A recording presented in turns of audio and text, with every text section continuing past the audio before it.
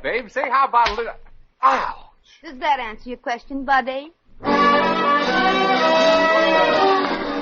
The Adventures of Maisie, starring Ann Sothern. You all remember Metro-Goldwyn-Mayer's famous Maisie pictures. In just a moment, you'll hear Maisie in radio, starring the same glamorous star you all went to see and loved on the screen, Ann Sothern. But first, your announcer.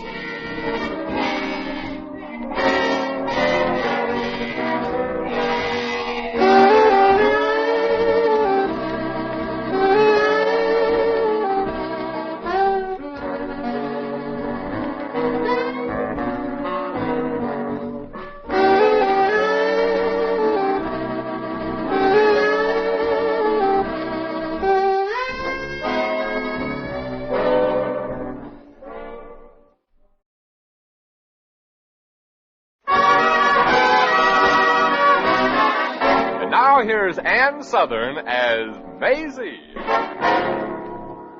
Yep, I'm Maisie, like the fella said. Maisie Revere. And I'm a showgirl. An out-of-work showgirl. I just quit a nightclub because the manager wanted me to show a little too much. So I just packed my old black suitcase and hit the road.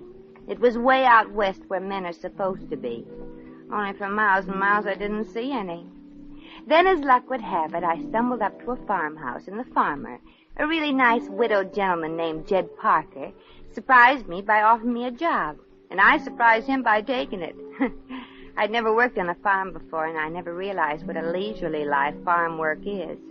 You cook the meals, draw the water from the well, feed the chickens, clean the house, churn the butter, scrub the laundry, and simple little chores like that. Well, you'll have to pardon me now, folks. I gotta get to work. Well, how's it coming, Maisie? Oh, good evening, Mr. Parker. Evening? Maisie, it's morning. It is. And how come it's so dark? Well, you still got your eyes closed. Oh, guess I'm still not used to getting up so early, boss. Oh, I know farming is hard work, Maisie, but it's done you a lot of good. It's making a new woman out of you. Well, gee, you're very kind, Mr. Parker. Oh, you're the one that's kind, Maisie. You can stay here as long as you want. I like you. And Timmy worships the ground you walk on. And I think that son of yours is a wonderful boy. Handsome, too. Oh, you really think so, Maisie? I mean, Miss Revere. Timmy, you got everything that Van Johnson has. And I pity the poor girls around here when you start breaking it in. Van Johnson? Sure. Oh, you're just laughing at me. No, we're not, Timmy. You're my little sweetheart. I am? Gosh. Well, stop blushing, sweetheart, and go down and get the mail. Yes, yes, sure. Would you like to walk down to the mailbox with me, Maisie? I want to ask you something, sort of personal. Well, I'm afraid it'll have to keep a while, Timmy. I still got these rugs to beat. Oh, okay, Maisie. I'll be right back. Yeah, Maisie, let me beat those rugs for you. You must be tired. Beating rugs is the one thing I enjoy. I keep imagining each rug as a personal enemy of mine. Well, okay, then. I'll get to work. Now, on with the fun. My agent, the guy that sold me these tight shoes, the cricket that kept me up last night. Ouch! Oh, I'm sorry, Cricket. I didn't think you were listening. Miss, I'm not a cricket. I'm Judge Snodgrass. Oh, I'm terribly sorry, Judge. But you shouldn't hide behind rugs. Where did I hit you? Never mind. Oh, that low, huh? Well, that's what you get for snooping. I was not snooping, miss. I've got the farm the other side of the fence. And say, I ain't seen you around before. You ain't Jed Parker's new wife by any chance, are you? Nope. One of his kinfolk, maybe? Nope. I'm just staying here. Oh, I see. No, you don't see. Now, what's on your nasty old mind? You tell Jed Parker for me that I won't have his hens laying eggs on my property. Oh, no, you, Sonny. From what I've seen of hens, when they're going to lay an egg, they're going to lay an egg. You ain't heard the end of this, young woman. Well, I better get back to my place. Morning air's not good for me. I got a cold in my head, and I don't want it to get down to my chest. Well, why don't you just tie a knot in your neck? I'm back, Maisie. Say, isn't that Judge Snodgrass walking down the path? Yeah. Seems like the judge and our hens don't see eye to eye. Oh. Any of that mail for me, Timmy? Oh, no, just the weekly paper and some bills and my dancing lesson. Dancing lesson? Yeah. Well, it's dancing that I really wanted to ask you about, Maisie. Oh? Yeah. Will you do me the honor to accompany me to our high school dance next Saturday night at 8:30, formal? Oh, well, Timmy, I'd love to, but, gee, think of the difference in our ages. Oh, what difference does a year or two make, Maisie? A year or two. Oh, Timmy, I love you. You do? Honest? When did you first know? I mean, am I... Am I interrupting something, old chap? Oh, Timmy, your voice suddenly got older. Oh, hello. I don't think we've met. Ronald Thornton, a neighbor, miss. And how do you do? Well, likewise, don't you know? I'm Maisie Revere. Oh, really? Say, you aren't a farmer, are you? Maisie, about the dance. Well, I came to this country principally to study American agricultural methods, mostly animal husbandry. Oh, I never knew animals actually had husbands. I just thought they sort of ad-libbed those things. Maisie, I'd sure like to take you to that dance. That's a joke, I'm sure. No, I mean it. I'd like her to go with me. No, I meant about the animal husbandry, Timmy. Oh. I merely dropped over to find out if you've seen her. Oh, no. Her old lady keeps her under lock and key. Maisie, about Keeps who under lock and key, Ronald? They're having a 3-piece band and... Oh, the girl I love, Miss Revere, Joan Hooper. Oh. It's a lost cause, I'm afraid. But why? I'm sure Maisie likes to dance. No, I mean my chances of marrying Joan. But why, Ronald? If the boy and girl are in love, that's all that matters, I always say. That's what I always say, too.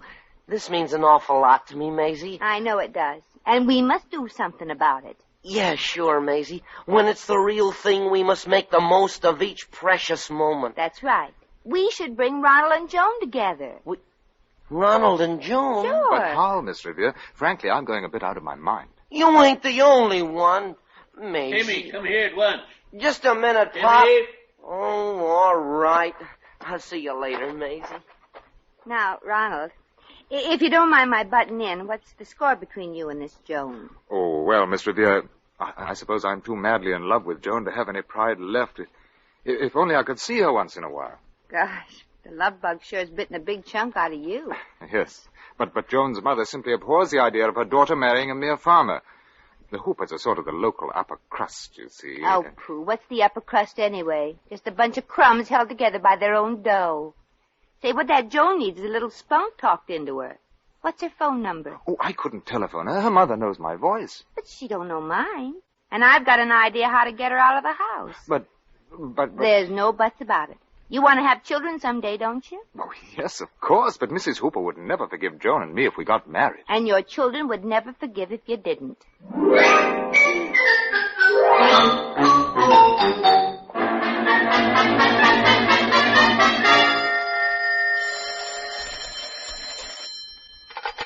Hello? Hello. I would like to talk to Mrs. J. Crosley Hooper, please. This is her. I mean, she. Who is this? I mean, whom? Oh, well, this is the society editor of Whom's Who. Who's Whom. We are inaugurating a new supplement to our publication, Mrs. Hooper, entitled The Most Outstanding Debutantes of the Year. And your daughter, Joan, has been selected as one of them. My kid? I mean, my daughter, one of the most outstanding debutantes of the year? Wow! I mean, really? Yes, really. We should like to take a picture of Joan to publish in our forthcoming edition. Would you have her come out to the Jed Parker farm immediately? Immediately. The Jed Parker farm? But why not take the picture right here in our $178,000 home, surrounded by the culture amongst which she was born? That's a very good question, Mrs. Hooper. Have her at the Parker farm immediately. That is, unless you don't care to have Joan's picture appear in print. Oh, sure. Keep your pants... don't be impatient. Joan will be there. Au revoir, my dear. That's French, you know. Really? Well, you could have fooled me. Goodbye now. Joan, come downstairs at once. Oh, just a minute, Mother. What's all the ruckus about, Gussie? Crosley, how many times must I tell you to desist from calling me Gussie? You know what you should call me. Yeah, but I don't like to do it in front of our kid. I mean, now that we're accepted into society, I wish you'd refer to me as Augustine. And take your feet off the dining room table. Well, don't get all head up, Gussie. I got my shoes off, ain't I? Please, Crosley, don't be vulgar. It's our Joan. They want her picture took as one of the most outstanding debutantes of the season. Well, gee, what do you know? Our little stinker in society. Making her debut. Not debut, egghead. It's debut. Debut. Yes. Anyway, this will be wonderful for Joan. She'll meet new men. Now, look, Gussie, why do you have to interfere with the poor kid's love life? Pooh. Marry a farmer. Our Joni will be brought up amongst culture, not agriculture. Think of our family position. Family position, eh? What family position? Mine, Crosley, naturally. After all, I was born with a silver spoon in my mouth. And a tin tray in your hand. Crosley!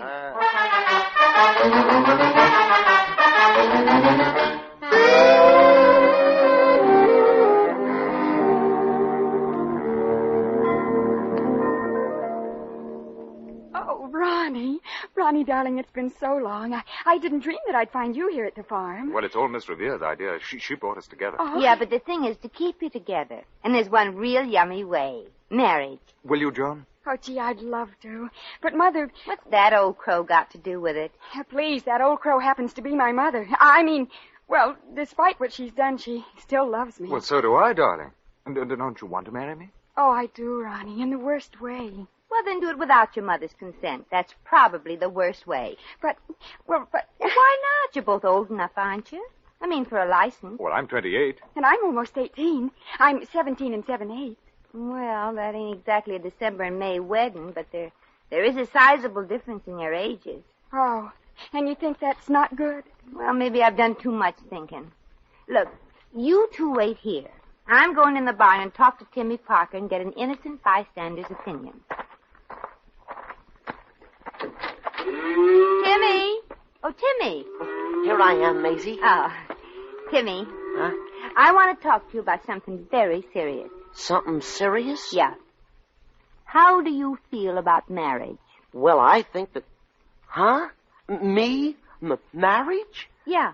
I feel that that's the only answer to our problem right now, don't you? Oh, but Miss Revere, I mean, Maisie, this is so sudden. Well, I know, Timmy. It was for me, too. I'll have to ask my pop what he thinks first.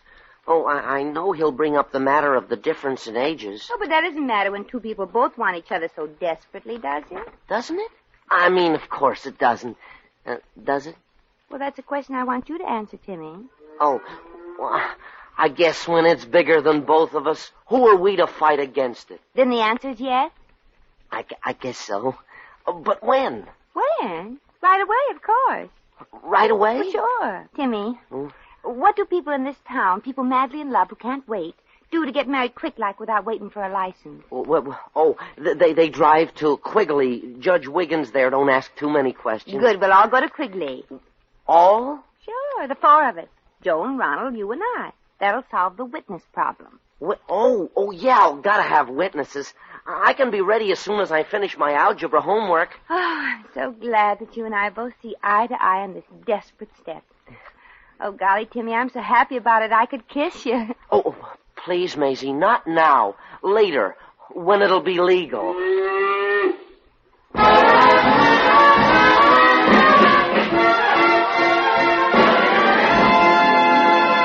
The Adventures of Maisie, starring Ann Southern, will continue in just a moment.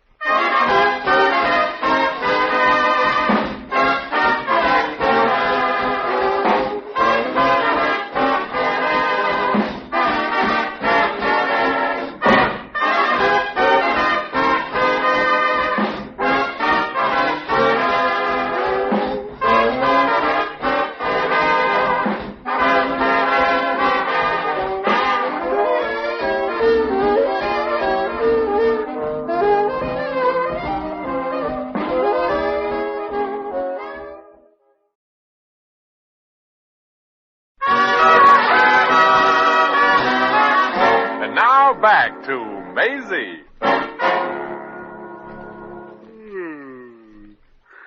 Now that the preliminary arrangements as to the fee for performing this ceremony Well, we get on with the marrying. Judge Wiggins, I hope we're not keeping you up. Well, you are. I do all my marrying nights and my sleeping days. Couldn't you folks come back later to... Judge. Night? I'm sorry, old chap, but we just couldn't wait. Is that right, Joan? Oh, no, darling, just couldn't. No, and I'm in a hurry too, Judge, so put some toothpicks under your eyelids and start. Well, we can't without Timmy. Where is that boy? Where is the other witness? Miss. Here I am, Maisie. I was just making a just married sign for the back of our jalopy. I love tradition, Maisie, don't you? Dear? Sure, honey, sure. Well, we're ready, Judge. Judge. Oh, dear, he's gone to sleep again. I say, Judge, old chap, do open your eyes and let's have at it. I'll wake him up with his gavel. $10 for 10 days. Yes, waiting. Take your places. Okay. Do I take the bride's hand, Judge? Oh, well, hardly, old boy. I'll do that. You? Well, naturally, Timmy. Then after the ceremony, he goes on a honeymoon with the bride. He goes? Say, that's going a little too far. Don't you think so, Joan? Well, of course not. I expect it. You do? Timmy, didn't your father tell you about the facts of life? Yeah, but gosh, he must have skipped something. Maisie, won't it be a little embarrassing to have Ronald along on our honeymoon? Well, of course not, Timmy. You see, our honeymoon.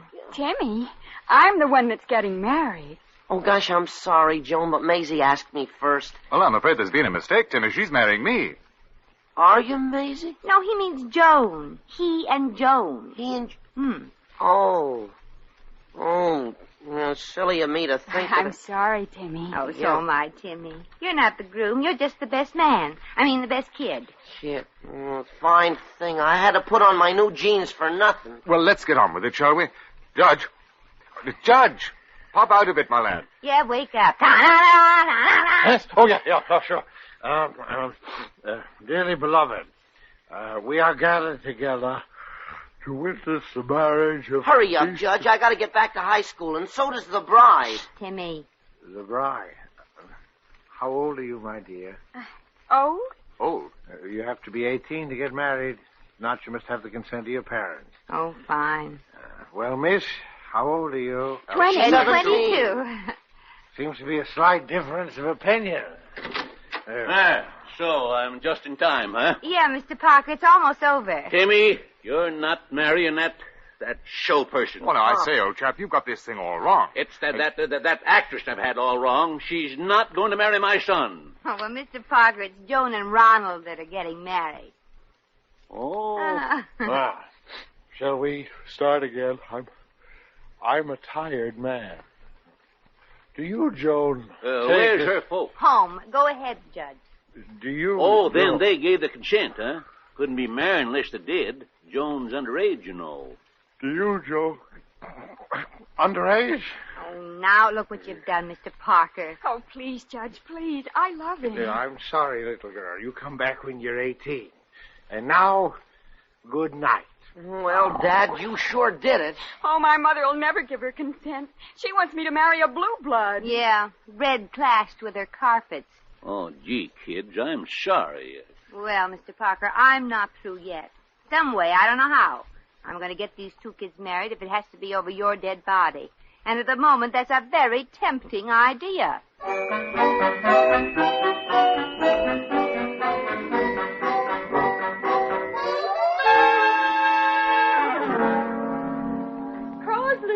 Joan, listen to this telegram. Oh, isn't it too thrilling? It's from Ronnie's sister, Lady Millicent Smythe.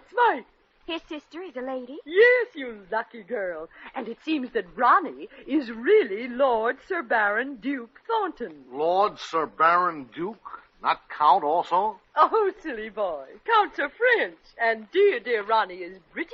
I never knew Ronnie had a sister. Oh, and an immensely wealthy one, the dame's loaded. Quite well off. Listen to the rest of the wire. I am passing through the colonies en route to South Africa to visit the diamond mines Mater and Pater left to me and Brater. Brater? Crosley, didn't you learn anything at school? That's Latin for brother. Lady Millicent obviously has educated brains. But to me, she sounds like a screwball. Joan, dear, that is hardly the way to speak of your future sister-in-law. Sister-in-law? Oh, you mean me and Ronnie? Oh, Mother. Exactly. Now, here's the rest of the telegram. Suggest you arrange wedding, my brother and your daughter, whilst I am there. Will arrive at 4, coming direct to your residence. Your daughter is a very lucky girl. Signed, Lady Millicent Smythe. She's lucky. Well, Ronnie's the lucky one to get a girl like Joan. Oh, who cares who's lucky, as long as I'm going to be Mrs. Lord Sir Baron Duke Thornton. Well, I'd better hurry and get into something nice for the wedding. Well, Crosby, aren't you going to get dressed for the wedding? Dressed? You mean a tie and everything? Yes. And wear your tails like you did at the opening of the opera. Tails? And no brown shoes this time. Okay, all right. Oh, darling, it'll be a beautiful ceremony. And we'll have dear Judge Snodgrass perform it. Oh, I know he'll be just delighted to meet Lady Millicent. Well, Crosby, you haven't said a word about the lovely plans I have. Aren't you going to say something? Rah, rah, rah.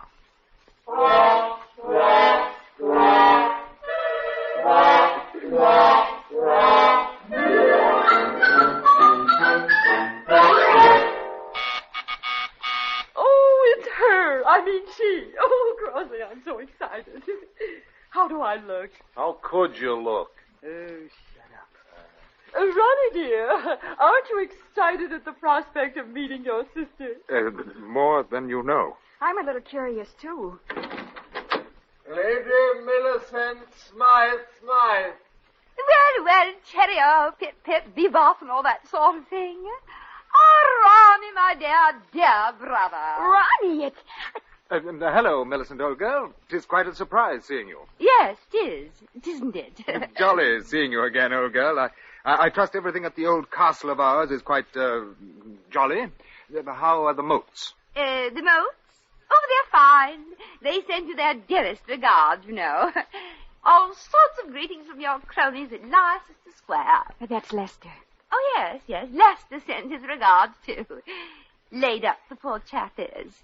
Hurt his leg at some game of sport. Oh. Cricket? No, broke it. Broke it? Oh! Such a delightful sense of humor. Oh, so this is the lovely bride. Oh, dear, no. I'm her mother. Oh, and so young, too. Jadoo. Jadoo. This is the bride, my daughter Joan. Jadoo. Jadoo. I'm her old man. Jadoo. Jadoo yourself. Put it there, sister. Put what where? Oh, you mustn't mind my husband, Lady Smythe. You see, he was raised on a ranch. Well, what say? Shall we get this wedding whatnot over with, what? Yes. I believe I heard the judge's car pull up a moment ago. Judge Snodgrass. Well, I'm here, ready to perform the ceremony. Howdy, Crosley, Joan, Ronald. Oh, Judge Snodgrass. Judge Snodgrass, this is Ronnie's sister from England, Lady Millicent Smythe. Hello. Fair to middling. Lady Millicent, what are you doing with Joan's veil over your face? We just thought I'd wear it till after the ceremony. My face gets chilled from the draft. Well, Lady Millicent, I'll get you something else.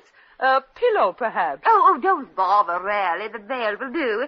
We British are quite used to roughing it, you know. Well, Joan needs that veil more than you. That's what you think. Now, nobody's holding up the wedding of my daughter to the man she loves. Yeah, let's get it going.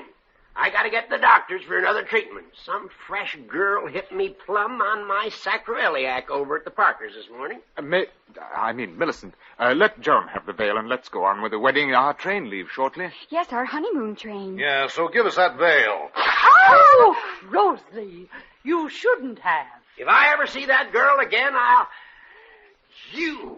Yes, Crossley, you shouldn't have. But Judge Snodgrass, you know Lady Millicent? I know her, and believe me, she ain't no lady. Now, listen, you old goat. Just because I happen to be working at the Parker farm. Oh, working. Oh, my, I think I'm going to faint. She ain't royalty. Oh, but she did it for us, Mother, for Ronnie and me. Yes, we love each other, Mrs. Hooper. Joan will never marry this farmer. Do you hear me? Never. Like heck she won't. That's the spirit, Pop. Crossley, how dare you talk like that? Shut up, Gussie, shut up. Oh. Now, see here, Mr. Hooper. Judge Snodgrass, would you like to be a little angel? Well, sure. Then drop dead. Oh, Crossley. Crossley, you haven't spoken to me like that ever. Not in 20 years. Then I'm 20 years late. Then we can be married, Father? You're darn right you can. Oh, Joan, darling, at last. Well, if Mrs. Hooper's against it, I won't perform the ceremony. But we'll miss our train. No, you won't. We're all going back to Judge Wiggins over in Quigley in a hurry. And Joan, Yes, Maisie? if we're ever going to get Judge Wiggins through it, you'd better bring an alarm clock.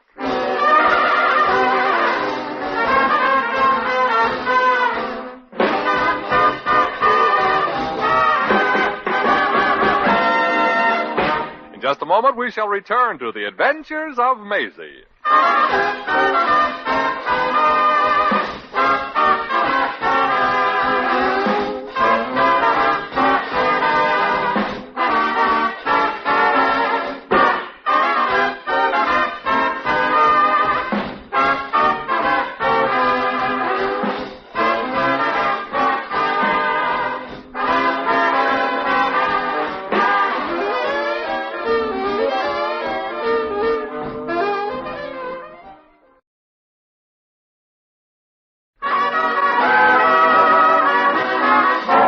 Once again, here's Maisie. Well, so Joan and Ronnie were married, and I sure hope they live happily ever after. And they will if they remember one important thing. It isn't the saying of I do at the wedding ceremony that's important. It's the things they do after that counts. For instance, if you have an argument with your wife and she's right, come to her and admit it. But if she's wrong, take her to the movies. Well, I gotta hit the road again. Living out in the open ain't for a city gal like me.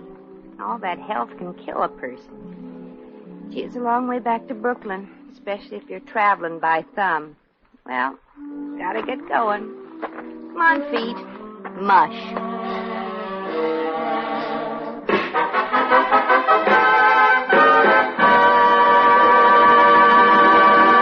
You've just heard The Adventures of Maisie, starring Ann Southern.